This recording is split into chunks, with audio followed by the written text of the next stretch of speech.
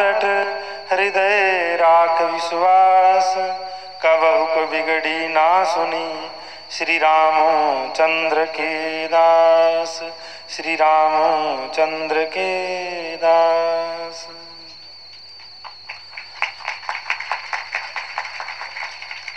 सर्वप्रथम श्री हनुमान जी के चरणों में प्रणाम करते हुए, हनुमान जी के आराध्य देव श्री रामचंद्र जी भगवान के चरणों में प्रणाम करते हुए, समस्त संतों के चरणों में प्रणाम करते हुए, भक्तों को प्रणाम करते हुए और परम पावन व्यासपीठ को प्रणाम करते हुए, बड़े ही दिव्य स्वरूप में व्यासासन पर जो व्यास भगवान विराजित हैं उनको प्रणाम करते हुए, जो भी ठाकुर जी की आज्ञा से, हनुमान जी की प्रेरणा से जो बुद्धि में उद्धृत होगा वही दास कुछ कहने का प्रयास करेगा। वैसे दास का भाव तो सुनने का था, भी जाकर कुछ सुना जाए तो अन्य कुछ न कहते हुए रामायण के विषय में कुछ चर्चा हो। तो तुलसीदास जी ने अपने जीवन की जो सर्वोत्कृष्ट कृति थी उसको श्री रामचरितमानस का नाम दिया। श्री तुलसीदास जी ने नौ का राम नाम का जप करते हुए उसके बाद में रामायण लिखी। ऐसा नहीं कि जो उनके मन में आया या कल्पना में आया सो उन्होंने लिख दिया हो। रामायण जो है वो श्री तुलसीदास जी ने प्रत्यक्ष देख करके लिखा है। कोई भी इसके अंदर लिखी गई बात मिथ्या नहीं है, काल्पनिक नहीं है या मनमुखी नहीं है। और स्वामी जी के मुख से आप सुन ही रहे हैं, तुलसीदास जी ने रामायण लिख करके ये कहा कि कोई ये नहीं सोचना कि मैं तुम लोगों के लिए लिखता हूँ या अन्य लोगों के लिए लिखता हूँ, मैं स्वयं के आनंद के लिए, स्वयं के सुख के लिए ये कथा लिख रिया। पर जो हरि अनुरागी जीव होंगे, जिज्ञासु जीव होंगे, भगवत प्राप्ति इच्छुक जीव होंगे, उनको ये विशेष लाभ देगी। पर इसके लिखने का जो प्रयोजन वो यही है कि स्वांत सुखाए। और इसका प्रभाव क्या होगा? राम कथा सुंदर करतारी, संशय विघ उड़ावन हारी। जीव कब परेशान है, कब दुखी है, कब त्रासित है, जब उसके जीवन में संशय आता है, चाहे वो संशय भगवान के संबंध में हो, कि संत या भगत के संबंध में हो या संसारिक कोई प्रयोजन के संबंध में हो। जब जीवों के हृदय में संशय रहता है तो वहां शांति नहीं रहती है, वहां धीरता नहीं रहती है। तो तुलसीदास जी ने लिखा कि राम कथा सुंदर करतारी, संशय वेग उड़ावन हारी।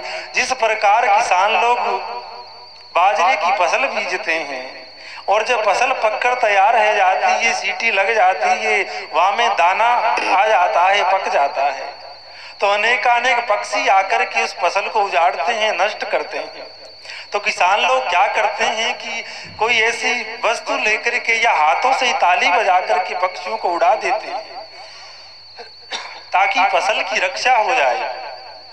उसी प्रकार अनेकानेक जन्मों से भक्ति की आचरण करते हुए जीव विशेष भक्ति की जन्म में प्राप्त करता है, भक्ति रूपी फसल को अपने जीवन में बोता है। पर जब भक्ति रूपी फसल लहलाने लगती है तो उसके जीवन में संशय रूपी पक्षी आ जाते हैं जो भक्ति रूपी फसल को उजाड़ देते हैं। तो जिस प्रकार किसान लोग पक्षियों को उड़ाने के लिए आवाज करते हैं, उसी प्रकार भक्तों के हृदय में भगवान को लेकर के अनेकानेक बात जो संशय भरी है, वो संशय रूपी पक्षी को उड़ाने के लिए ये राम कथा सुंदर करतारी है। और जिसके जीवन में भगवान के प्रति कोई संशय नहीं है, उसको भगवान की प्राप्ति तुरंत हो जाती है, उसी क्षण हो जाती है।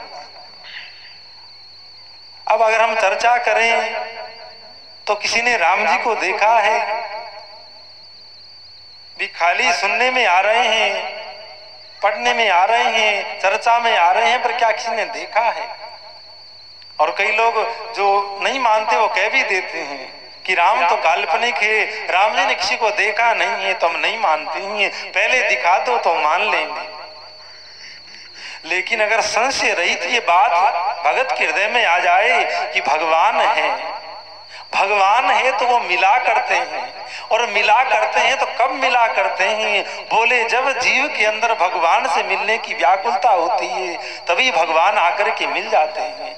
ऐसा नहीं है कि कहीं लिखा हो कि भगवान 2 साल में मिलते हैं, कि 50 साल में मिलते हैं, कि बालक को मिलते हैं, कि बूढ़ा को मिलते हैं, ब्राह्मण को मिलते हैं, कि क्षत्रिय को मिलते हैं, या भगवान किसको मिलते हैं? भगवान उसको मिलते हैं जिसके हृदय में भगवान के चरणों में संशय रहित प्रेम हो, भगवान के चरणों में ऐसी भावना हो, ऐसा प्रेम हो कि उस बात में कोई संशय नहीं हो। मीरा कोई विचार करके ना चली कि मैं कहाँ रहूंगी, क्या खाऊंगी, कौन मेरी रक्षा करेगा। उसका संशय रहित विश्वास और प्रेम था। हाथ में एक तारा लेकर के चल पड़ी है और कदम रखती है तो गोपाल कृष्ण अपना हाथ रख देता है। करमेती निकली है, नरसी निकले हैं, कबीर और रैदास निकले हैं। वो कोई विचार करके और संशय करके नहीं निकले थे कि भगवान होते हैं कि नहीं है, भगवान मिलेंगे कि नहीं, मेरी रक्षा होगी कि नहीं, मुझे भगवान का प्रेम प्राप्त होगा कि नहीं। जहां पर भक्ति है वहां पर संशय नहीं है और जहां संशय है वहां पर भक्ति नहीं। तो कथाएं का एक ही दृश्य रहता है कि जीवों के हृदय में जो भगवान को लेकर के जो संशय है उसकी निवृत्ति हो जाए, उसका समाधान हो जाए। और संशय जब दूर हो जाता है तो जीव बिना किसी निर्बाध गति से भगवान की ओर दौड़ पड़ता है। और भगवान तो तैयार ही बैठे हैं कि कब आकर के जीव मुझे मिले। और स्वामी जी के मुख से आप सुन ही रहे हैं, ईश्वर अंश जीव अविनाशी, चेतन अमल सहज सुख राशि। हम सब उस राम के बिना संशय बिना किसी बात के बीच में लिए हुए उनके अंश हैं। एक तो मानने में आता है कि मान लो तुम भगवान के हो, मान लो तुम अमुक हो, और एक बात होती है बिना किसी संशय के सहज में। ईश्वर अंश सहज अविनाशी, अर्थात हम सब भगवान के सहज ही में अंश हैं। मानने की बात नहीं है और कोई जाति की बात नहीं है, कोई धर्म की भी बात नहीं है। जीव जीव मात्र उनका अंश है। राम को कोई बांट नहीं सकता है, राम का कोई खंड या उनका विच्छेद नहीं कर सकता है कि राम अमुक का है कि राम अमुक का है। राम सबका है। अरे आप लोगों के ज्ञान के लिए एक बात कहें, भगवान राम के जन्म के नक्षत्र और उनके अलग अलग योगों के अनुसार जो नाम रखा गया उसको कोई नहीं जानता है। जो नाम ब्राह्मणों ने नक्षत्र देकर राम जी के जन्म के समय रखा वो तो कोई नहीं जानते हैं, पर राम नाम से पूरी दुनिया उनको पुकारती है, उनको जानती है। तो फिर राम क्यों कहा जाता है? संसार में तो भेद होता है, व्यक्ति का नाम ही क्या है और उसके गुण क्या है।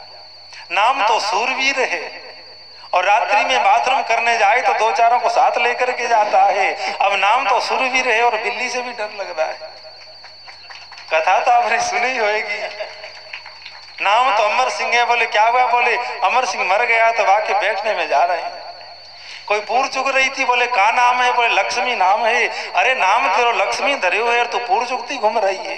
पर भगवान के और भगवान के नाम में कोई भेद नहीं हुआ करता है। संसार में नाम रूप लीला धाम सब में भेद है। मनुष्य अलग है, मनुष्य का नाम अलग है, मनुष्य का फोटो अलग है, मनुष्य जहाँ रहता है वो स्थान अलग है। पर भगवान में, भगवान के धाम में, भगवान के नाम में, भगवान के रूप में कोई भेद नहीं है। तो भगवान राम को राम क्यों कहा जाता है? क्योंकि